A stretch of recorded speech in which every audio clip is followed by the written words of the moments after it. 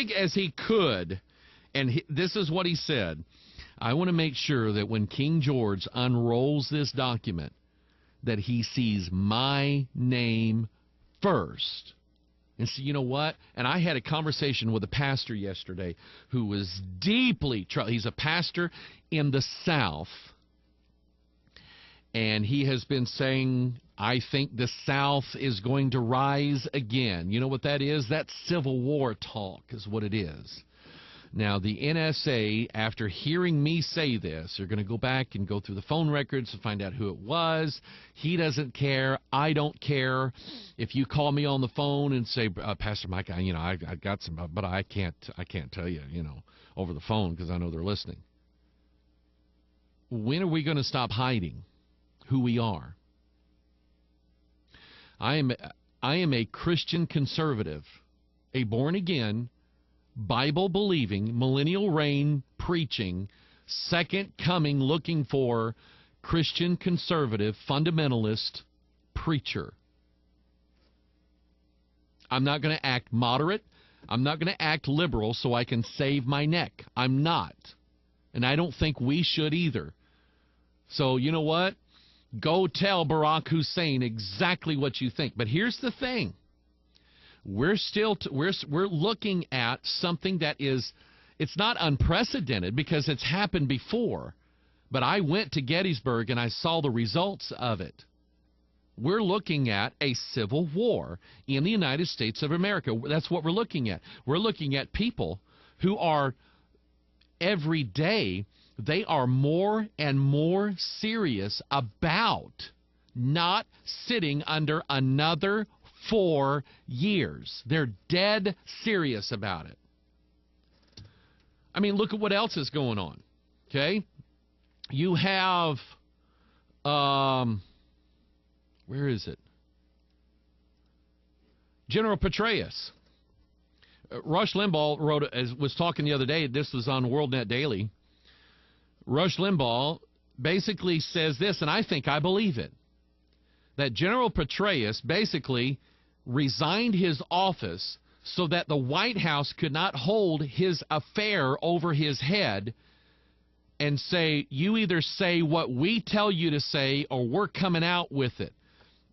I think he voluntarily resigned knowing that he was going to have to testify before Congress as to what happened at Benghazi.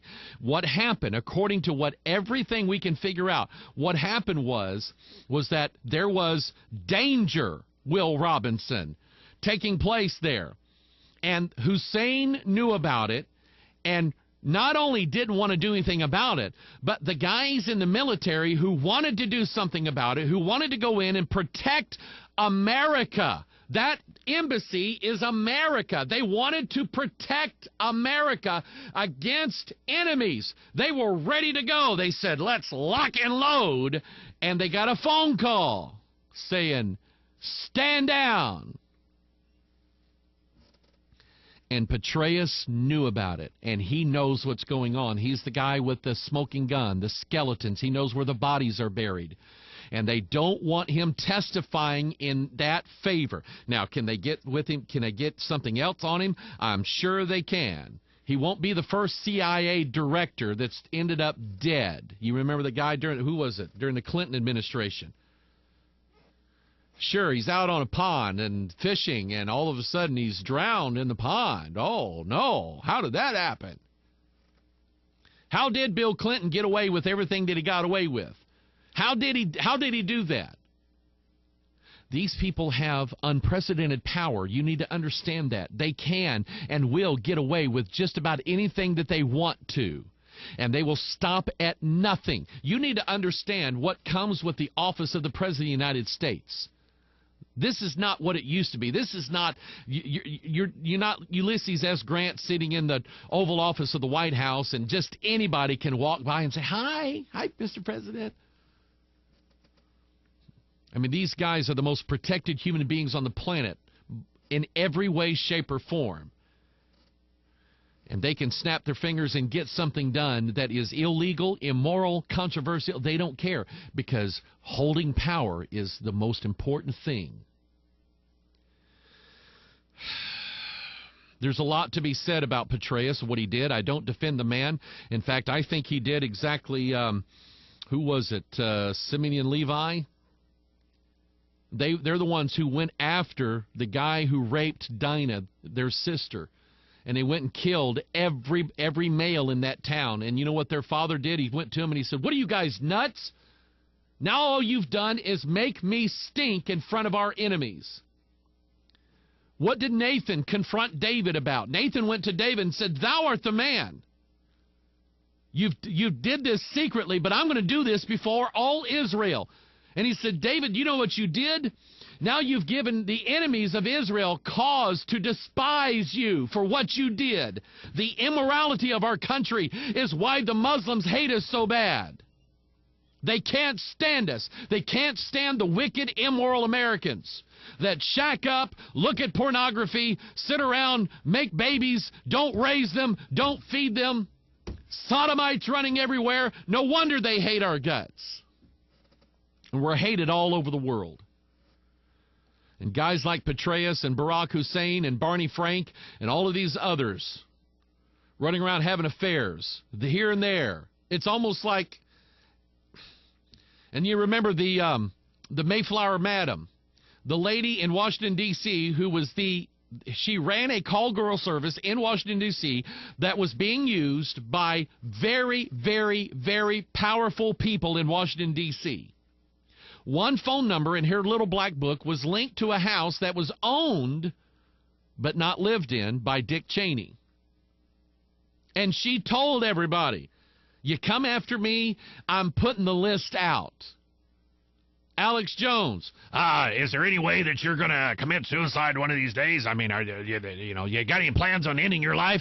No, I'm going to see this through, and I'm not going to commit suicide. 3 days later, she's hanging with one arm sleeve rolled up and one rolled down. Interesting. But I'm telling you, people, there is going to be a fundamental transformation of the United States of America. And in case you're living in different places of the world, or you live in America and you've been educated by the public school system, let me tell you what the United States really is. The United States is a union of states. You know what a state is? It's a little country. We have the Secretary of State, Hillary Clinton. You know what she is? She's the secretary that represents to the foreign people all over the world the state of the Union, United States of America. Missouri has its own governor, constitution, I almost said parliament, Congress, Supreme Court. We have everything. We have our own tax laws. We build our own highways. We run our own schools. Have our own health care things. Missouri has it all. We are an individual state that has chosen to unite with the other states. And these states reserve the right to secede from the Union. Now, I want you to think of something, and then I'm going to move on here in a little bit. I want you to think of something. A house divided against itself will not stand. Abraham Lincoln said that back in the 1860s. He knew what was at stake. He knew that when the South seceded from the Union, that he knew that it spelled disaster for both the Union and the Confederacy. He knew it. And he said, we can't have this. We have got to bring this back together and have one nation under God. That's what he said. And I'm telling you that since God is no longer the God of America, what I'm telling you is that the God who has held America in his hand, his providential hand, holding it together, will let go. There will be chaos in America. there will be the flames of transformation. There will be the dissolving of the things that you and I enjoy in this country. They will be no more. It's coming. I smell the sulfur already. It's coming. How soon? I don't know. But you have people in this country who don't want to be part of this for another 4 years. You have military people who've already said, we're not obeying his commandments. We're not going to obey his orders. If he tells us to go against our own people, or if he tells us the wrong thing, we're not going to do it. We have officers who are saying that. And so a pastor that called me yesterday, and he said, Pastor, he said, do you think that this thing at the White House, this secession list, do you think that they're going to use that to bring UN troops in and martial law? And I'm going, why not? Why not? Is it time to be afraid? No. Is it time to be sober? Yes. And I'll tell you, even when it all breaks down, it's not time to be afraid. If you got this. And all these preachers out here that don't have this, I hope they get it. I hope they get it soon. I really do. Because this is all we've got, people. This is our shield of faith. This is our sword. This is everything that we need. I'm preaching and teaching on the rapture right now. I believe in it. I believe it's going to happen. But who said that martial law in America was going to bring in the Great Tribulation? Who said that? Who said that martial law or the destruction of cities in America or race riots or whatever? Who said that that's going to bring in the rapture of the church? Get ready. Get ready for just about anything. Did I go through everything? Yeah, I did. You've written in some emails. I appreciate it. It's good to have you back with me. Tracy writes in, have you heard of theophostic prayer? Some educators, I have heard of that, but I don't know much about it. Send me some info, and I'll look into it, all right? Tom from Bristol, been looking at the 2 trips by Moses up the mount. Can you help me out a little? Can't wait for part 3. No, I'm not going to tell it to you. Okay? My plan is to come here tomorrow and record part 3 of the Watchman video broadcast. You wait for it like everybody else, all right? Because I'd have to go get my notes, and it would take a while to set up, and okay. Rodney, Israel getting attacked again from Gaza, this U.S. administration. What will they decide? Keep Israel in prayer. Rodney, I love you. Sherry, welcome back. You were missed.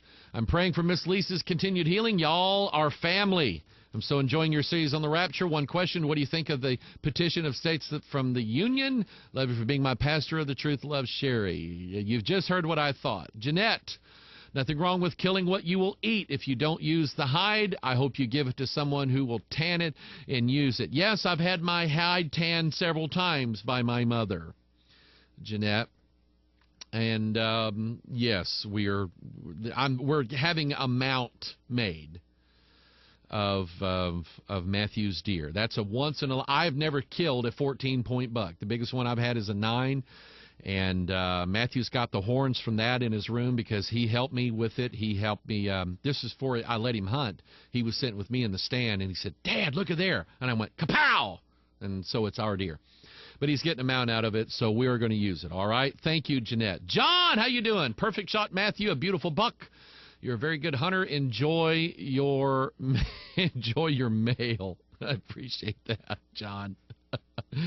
Anyway, and oh man, we had venison burgers. We cut venison all day Monday, and we took some venison burgers, and they were delicious.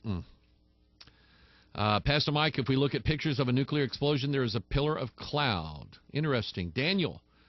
Let's see here. He said,